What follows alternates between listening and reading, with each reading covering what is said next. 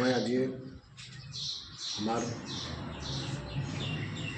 আজি বিহুৰ দিনাত আমাৰ সকলো চাহ বাগিচাৰ প্ৰেচিডেণ্ট ছেক্ৰেটাৰী লগতে আমাৰ সক্ৰিয় কৰ্মকৰ্তাসকল উপস্থিত আজি আমি ধনচিৰি চাহ বাগিচাৰ মজদুৰ ক্লাবত উপস্থিত হৈছোঁহি আৰু মই আসাম চাহ মজদুৰ সংঘৰ ফালৰ পৰা সকলোকে মই বিহুৰ শুভেচ্ছা জনালোঁ।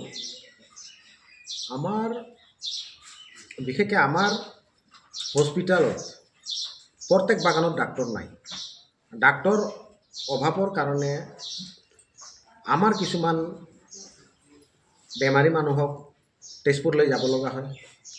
সেই হিচাপে তেজপুৰত যোৱাৰ টাইমত আমাৰ মানুহৰ টকা পইচাৰ দৰকাৰ হয়, কিন্তু বাগিচাৰ মেনেজমেণ্টে আমাক 1000 টকা বা 1200 টকা দিয়ে। সেই হিচাপে আমি যেতিয়া যাব লগা হয় তেতিয়া আমি এক্সৰে বা টেষ্ট পৰীক্ষাটো কৰাওঁ ঠিকেই, কিন্তু ৰিপৰ্টটোৰ কাৰণে আকৌ আমি 3-4 দিনৰ পিছত যাব লগা হয়। বিশেষকৈ সেইটো ক্ষেত্ৰত আমাৰ অলপ অসুবিধা হয়, কাৰণ আমাৰ বাগিচাৰ মানুহ আপোনালোকে গমেই পায়, কম মজুৰিত আপোনালোকে আমাৰ মানুহে কাম কৰে। সেই হিচাপে আমি ট্ৰিটমেণ্টত অলপ বাধা পাওঁ। এতিয়া চাহ বাগিচাৰ মালিক পক্ষক কি জনাব, কি আহ্বান জনাব?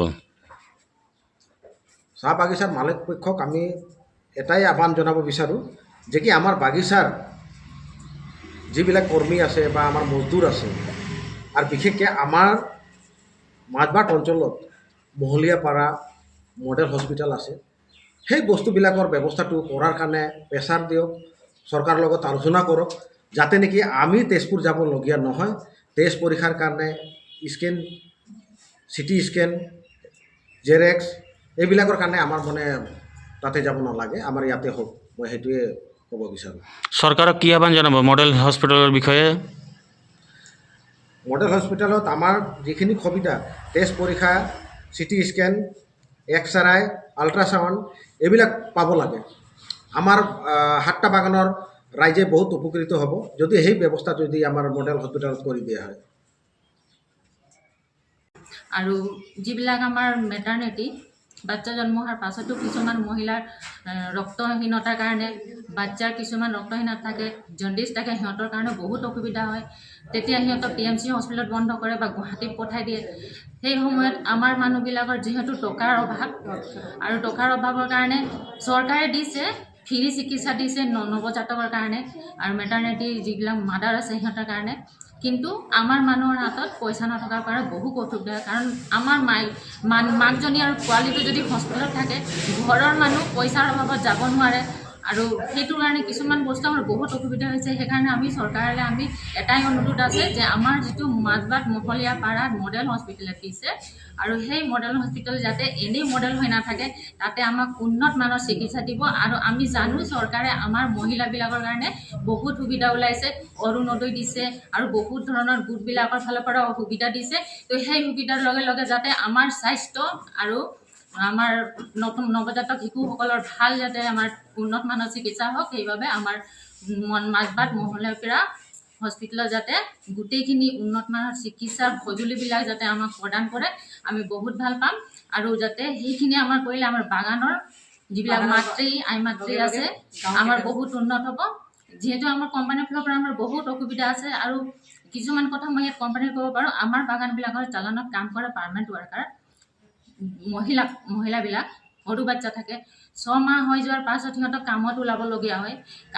আৰু মানুহজনী যদি কাম যায়, তাৰ পোৱালিটোক তাহাঁতৰ যিখিনি ঘৰৰ মানুহ আছে গাখীৰ খুৱাবলৈ লৈ যায়। সিহঁতৰ কাৰণে বাগানত কোনো এনেকুৱা জিৰণি ঘৰ বা একো নাই, সেইটোৰ কাৰণে বহুত অসুবিধা হয়। গছৰ তলত মানুহবিলাকে বাচ্চা কেনেকুৱা শুৱাই থৈ দিয়ে, অনবৰতে গদিত লৈ থাকিব নোৱাৰে, শুৱাই থৈ দিয়ে। সেইটো আমাৰ কাৰণে বহুত ৰিস্কি, কাৰণ গছৰ ওপৰত বহুত ধৰণৰ পোক থাকে বা কেতিয়াবা ডালো ভাঙি কিনে পৰিব পাৰে।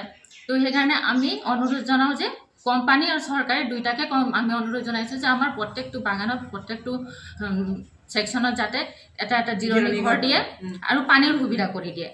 কাৰণ পানীৰ সুবিধা চাহ বাগিচা অঞ্চলত যিখিনি মহিলাবিলাকৰ আজি মেটাৰনিটি পুৱাতি হাজিৰা যিটো মেটাৰনিটিত আছে, আমি অসম চৰকাৰে আগত 3 মাহৰ পাই আছিলে মেটাৰনিটি বেনিফিট, এতিয়া 6 মাহৰ পায়। কিন্তু আমাৰ বাগিচাবিলাকত এখন ৰুল আছে, প্লান্টেশ্যন এক্টত আমি হয়তো পুৱাতি আইনখন পঢ়া নাই, যিহেতু আমি চাহ বাগিচা গাৰ্ডেন ইউনিটৰ সভাপতি সম্পাদক অসম চাহ মজদুৰ সংঘৰ। সেই গাইডলাইনখন পঢ়া নাই, কিন্তু আজি চাব গ'লে যদি 80 দিন কাম থাকে, 80 দিনত এদিনো যদি কাম কম হয়, তেতিয়াহ'লে তেওঁলোকে মেটাৰনিটি বেনিফিটটো নাপাব। তো চৰকাৰে এইখন সুবিধাটো আমাৰ চৰকাৰে বনাইছে। তো সেইখিনিৰ ওপৰত আজি যিখিনি জনপ্ৰতিনিধি আছে, তেওঁলোকে এইখিনি অলপ কিয় বাগিচাবিলাকত কিয় এইবিলাক গুৰুত্ব নিদিয়ে? তেওঁলোকে আজি ACMSৰ লগত কিয় নবহে? আজিলৈকে আপুনি চাওক, যিজন বিধায়ক তেওঁ বিধানসভাত মাত মাতিব পাৰে, কোনো মাটিৰ সমস্যা মাত মাতিব পাৰে, কিন্তু আজি চাহ বাগিচা অঞ্চলত আমাৰ স্বাস্থ্য সেৱাৰ কাৰণে কি ধৰণে মাত মাতিছে আমি দেখা পোৱা নাই। ঠিক আছে, বিধানসভাতো মাত মাতা নাই, কিন্তু আহি পেলাই আজি অসম চাহ মজদুৰ সংঘৰ আণ্ডাৰত 7খন চাহ বাগিচা আছে। তো এই অসম চাহ মজদুৰ সংঘৰ সভাপতি হওক বা প্ৰাথমিক গোটৰ হওক বা মহিলা গোট আছে, আমাৰ অসম চাহ মজদুৰ সংঘৰ মহিলা আছে, তেওঁলোকৰ লগত বহিছে জানো? আজি MCLA এজনক চাওক, BJP MCLA, তেওঁৰ আণ্ডাৰত 7খন বাগান পৰে।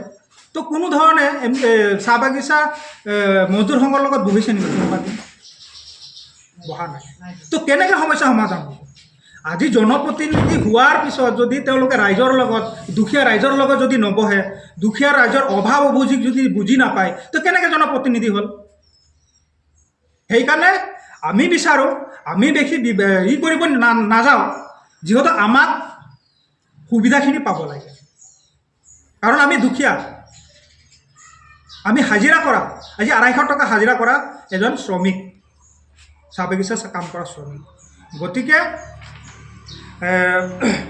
আমাৰ যিখিনি অসুবিধা আছে, চিকিৎসাৰ হওক, শিক্ষাৰে হওক, বহুত ধৰণৰ আছে। আজি চাব গ'লে আজি মডেল স্কুলখন বনাই দিছে, হাইস্কুল, তাতো মাষ্টৰ নাই।